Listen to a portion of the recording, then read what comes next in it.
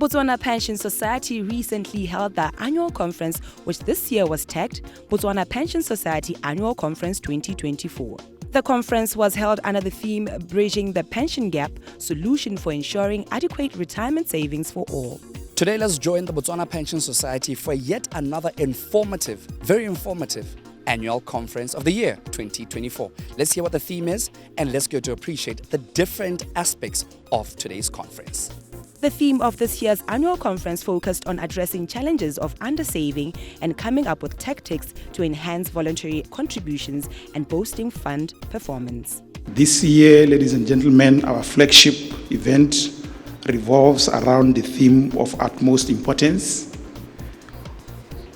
one that is both timely and critical, and the theme is bringing the pension gap, solutions for ensuring adequate retirement savings for all. As we delve into this theme, we confront a challenge that extends far beyond borders of Botswana, resonating globally, the pervasive issue of undersaving for retirement. Our objective over the next few hours is to thoroughly examine this challenge.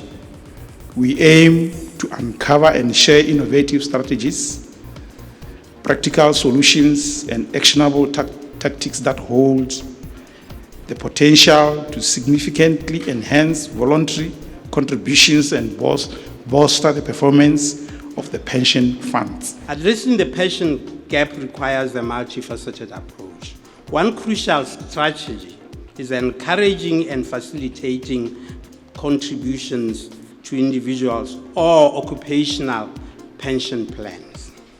This can be achieved through, number one, financial literacy programs. Remember, I did allude to the inertia where people choose not to do something, or they say, I'll do it tomorrow, or they will say, when I'm 40, I'll start thinking of my pension, which in my view, that is a little too late. Financial literacy, therefore, is one of those that we can use actually to enhance. Implementing educational initiatives aimed at raising awareness of the importance of saving for retirement and equipping individuals with the knowledge and skills to make informed financial decisions. An informed pension member makes the right retirement decisions. You may be aware that over the years, the Botswana pension landscape has undergone a lot of evolution, all geared towards strengthening the pension fund industry and adopting best practice in the management of pension funds to protect the benefits of fund members.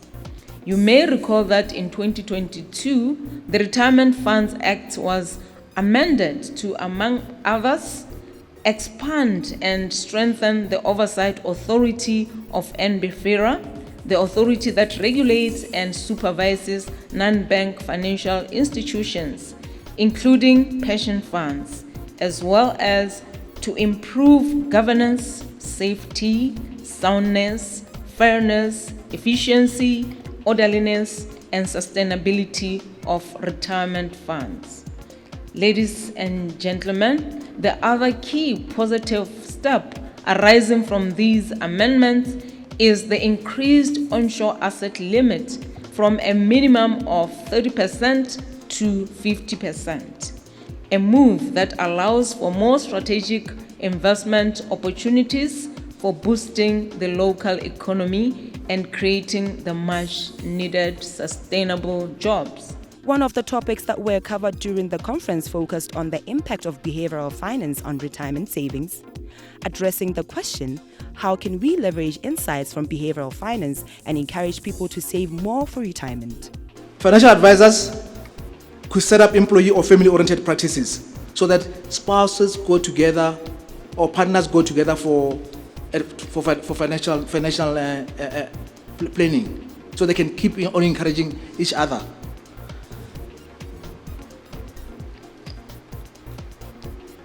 And employers should also continue to offer employer-sponsored pension funds. That's a fringe benefit, and drive the AVC message home so that people could contribute more than what the monetary contributions that they're supposed to be putting into the funds. And financial education offered in the school curriculum. The government could change and offer financial curriculum in schools. But many will argue that, and I've mentioned the point as well, that young people are not interested in retirement savings because they're not there yet. It's not in their scope. But what research has found out is found that even if you teach young kids at a young age, that knowledge will remain latent and the principle could be applied in later lives. It won't go away. They'll remember it when they start having money and say, oh, this was what I was told 20 years ago when I was still at high school. Attendees also had the opportunity to ask questions. The goal of ESG investing is to try and capture all of the non-financial risks and non-financial opportunities inherent within a company's day-to-day activities. The question of how can we bridge the pension gap through ESG investing was also addressed. There are distinct and very big differences in how different aged investors view ESG. And these differences include concern for ESG issues. It includes their views on active ownership. And it also includes how much or how, if they are willing to forego investment returns to achieve those ESG factors. Now, with any academic study or endeavor, there are always shortcomings that come about as a result of the study. Study can't capture everything. And maybe some of you are thinking of some of these potential shortcomings. And the first one really says, okay, we see the results, but these may just simply reflect the different risk tolerance of the different investors. So these may not actually be fundamental views across the different age groups. They might just be more about risk tolerance. There are key factors that are also important in the conversation of uptake in member investment choices. The one that we have is increased emphasis on personalization, that it takes into consideration your unique requirements to say, what are some of the things that are maybe unique to you that will not necessarily apply to the next person? And therefore the solution, which a lot of focus should be for yourself, might not necessarily be the same as that of your neighbor. Regulatory support and frameworks. I'm glad to say that our own regulator, NBFIRA, mentions these member investment choices in our prudential fund rules. So the recognition is also coming in from a regulatory perspective and therefore getting more of a push in that direction. Financial education and retirement planning. What are the most effective ways to educate people about the importance of retirement saving and planning was another topic that was unpacked. My sense is that why don't we challenge ourselves to say what is that we can do, to really plan so that we don't retire into 20%, 30% when we are lucky. And we do know that our retirement plans in terms of our children mostly are not. Even if those guys are working, they are doing their own thing there. And there's nothing you can do about it. So to me, it's about saying, what can we do? And of course, there are many things that we can. We could do. But of course, the formative stage is to say, let's start it from the roots, so that once you are at secondary school, at university, you have an idea about what money does. But of course, once you are in that working population, at the workplace. One of the things, of course, that we can talk about is, to me, I'm saying financial education should be one of the key KPIs. Think of this as in terms of your key performance indicators. At the workplace, let's have robust, financial education programs. It's like that when you do your KPIs, one of those should be around really empowering, your workforce around this issue. A panel discussion to unpack the topic on national pension scheme, addressing the question, would establishing a national pension scheme not go a long way in bridging the pension gap, was held. The next topic discussed was on investing for retirement in a changing world.